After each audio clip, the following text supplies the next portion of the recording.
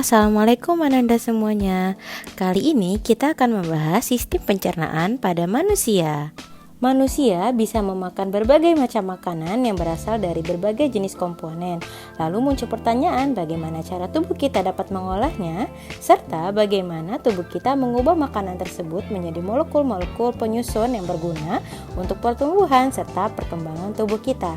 Maka dari itu mari kita simak penjelasannya. Proses pencernaan makanan dalam tubuh manusia dibagi dua, yaitu proses secara kimiawi dan juga proses secara mekanis.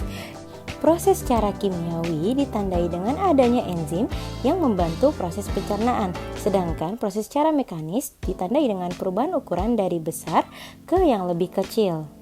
Di dalam sistem pencernaan manusia ada dua hal yang berperan, yakni saluran pencernaan serta kelenjar pencernaan, di mana prosesnya bisa dilihat dari animasi berikut.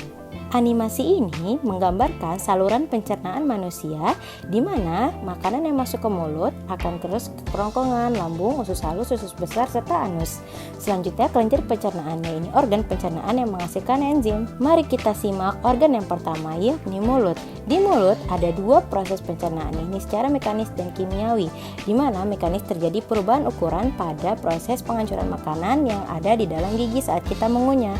Selanjutnya ada proses pencernaan secara kimiawi, yaitu adanya enzim betialin yang dapat mengubah amilum menjadi maltosa. Selanjutnya yaitu ada kerongkongan. Di kerongkongan ada gerakan peristaltik, yaitu gerakan yang mendorong makanan menuju lambung. Lalu yang ketiga ada lambung. Pada lambung terdapat kelenjar pencernaan, yaitu berupa getah lambung. Getah lambung akan menghasilkan beberapa zat, yaitu yang pertama adanya asam klorida yang dapat membunuh bibit penyakit. Selanjutnya ada pepsin yang mengubah protein menjadi pepton. Yang terakhir ada renin yang merubah susu menjadi kasein.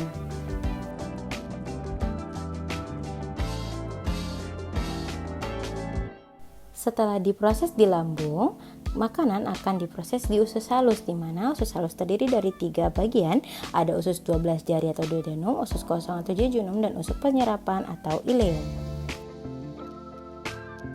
Pada usus 12 jari, makanan akan dikirim ke saluran pankreas dan juga empedu, di mana di pankreas ada enzim yang berperan, yaitu ada lipase yang mengubah lemak menjadi asam lemak, tripsin yang mengubah protein menjadi peptida dan asam amino, serta amilase yang mengubah amilum menjadi gula. Serta di dalam empedu terjadinya sekresi empedu yang menjadikan emulsi pada lemak.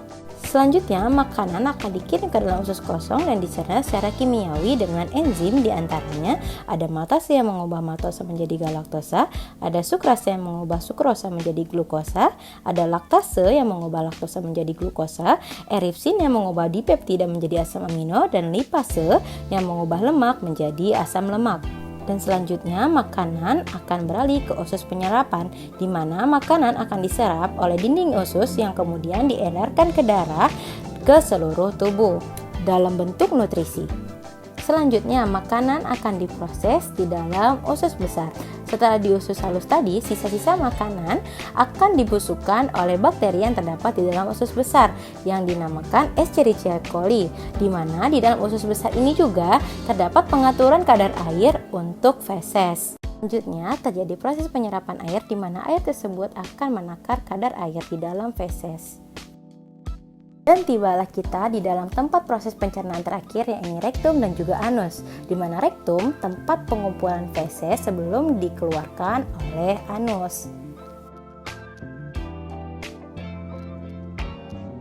Nah, Ananda semua, itulah materi yang dapat Ibu sampaikan.